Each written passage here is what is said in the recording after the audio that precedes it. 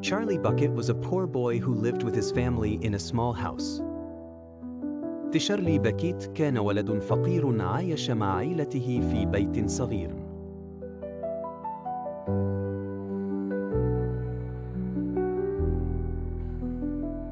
One day, news spread that Willy Wonka, the famous chocolate maker, was giving away 5 golden tickets hidden in chocolate bars.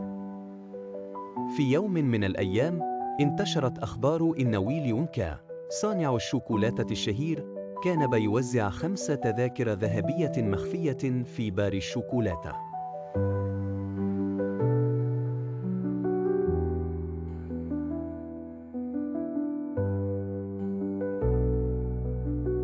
The lucky children would win a tour of his factory and a lifetime of chocolate.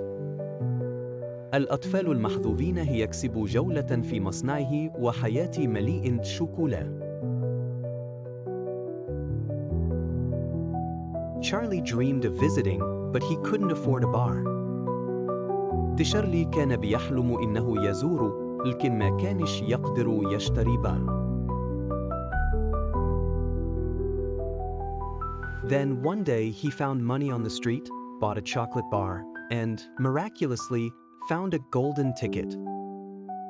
وبعدين في يوم من الأيام لقي فلوس في الشارع، اشترى بار شوكولاتة، بشكل معجزي لقي تذكرة ذهبية. Excited, Charlie went to the factory with his grandpa Joe. متحمس، تشارلي راح المصنع مع جده جو. Inside, he saw amazing things, chocolate rivers and candy gardens. جوه شاف حاجات مذهلة، أنهار شوكولاتة وحدائق حلوى. But the other children, greedy and spoiled, caused trouble. Augustus fell into the river, Veruca was thrown out by squirrels, Violet turned into a blueberry, and Mike was shrunk.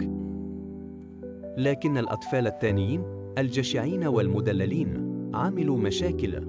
أوغسطس وقع في النهر، فيروكا اتطرحت بالرغم من السناجب، فيوليت اتغيرت توت، وميكا تصغر.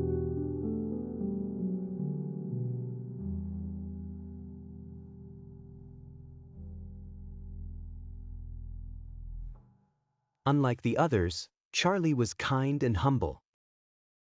على عكس الباقيين، تشارلي كان طيب ومتواضع. At the end of the tour, Wonka revealed that Charlie had won the greatest prize, the factory itself.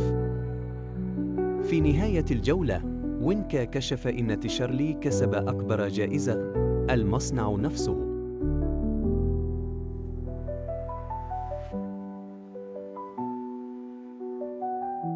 Charlie's family moved in, and they lived happily ever after, surrounded by chocolate and joy. عائلة تشارلي انتقلت، وعاشوا سعداء للأبد، محاطين بالشوكولاتة والفرح.